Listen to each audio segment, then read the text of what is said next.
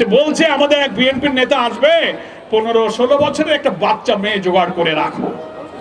C সি সি সি সি নেতার সফর উপলক্ষে মেয়ের জোগাড় করতে হবে। এই যদি রাষ্ট্রীয় ক্ষমতায় থাকা দলের চরিত্র হয়, তাহলে এই ধর্ষণ যারা করে, নৃশংসতা যারা করে, সব জায়গায় এই দলের লোকদের মদত এবং সাহায্য আছে।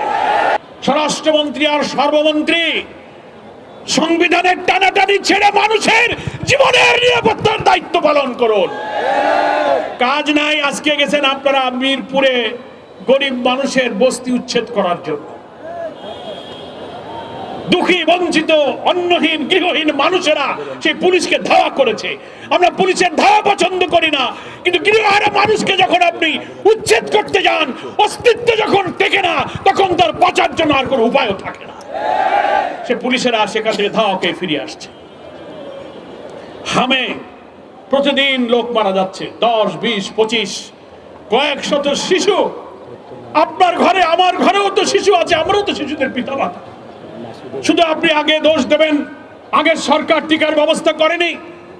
এই হামের প্রাদুর্ভাব যখন শুরু হলো, সেই সময় টিকা হয়নি বলে কি আধুনিক চিকিৎসা বিজ্ঞানের এই সভ্য জগতে হামের মধ্যে একটা অসুস্থতায় শিশুদেরকে হসপিটালগুলোতে বিশেষ আধুনিক বিশেষায়িত চিকিৎসা দিয়ে এদেরকে জীবন রক্ষার চেষ্টা কি করা যেত না? আপনারা সেই ব্যর্থতা ঢাকার জন্য সবকিছু কি আপনারা পিছনের লোকদের উপর দায় চাপাবার চেষ্টা করেন। আইন শৃঙ্খলায় আপনারা জনগণের হক আদায় করতে পারছেন না। নিরাপত্তা আপনাদের কাছে দেওয়ার মতো কোনো চরিত্র নাই। আজকের সভাপতি বুলবুল ভাই কি বললেন, মিডিয়াতে এসেছে বিএনপির এক নেতা সফরে যাবে, সে টেলিফোন করে বলছে, টেলিফোন তার অডিও সংলাপটা ভাইরাল হয়েছে। সে বলছে আমাদের এক বিএনপির নেতা আসবে, 15-16 বছরের একটা বাচ্চা মেয়ে জোগাড় করে রাখো। সি সি সি সি সি ঘৃণা এবং ধিক্কার জানাই বিএনপি, ছাত্রদল, যুবদল, তাদেরকে আপনারা যৌন লালসার লোলুপ শিক্ষা আপনারা দিচ্ছেন। ধর্ষণ, যৌন বিকৃতি, যৌন উন্মাদনায় লালসা বিএনপির নেতাদের মধ্যে কি পরিমাণ তৈরি হয়েছে।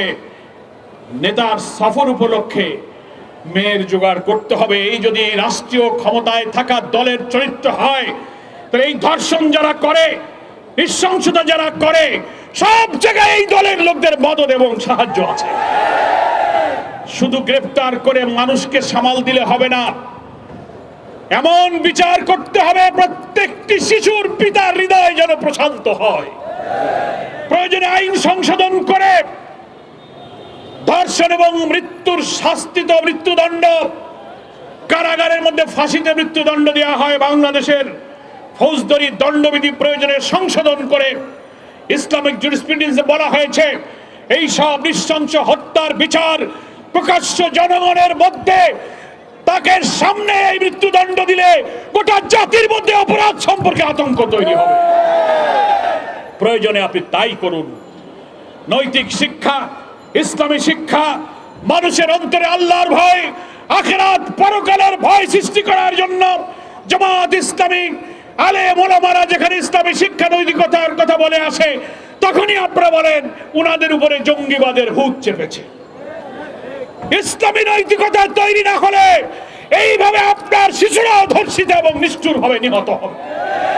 ফলে শুধু আইন দিয়ে, শুধু পুলিশ দিয়ে মানুষের জীবন রক্ষা হয় না।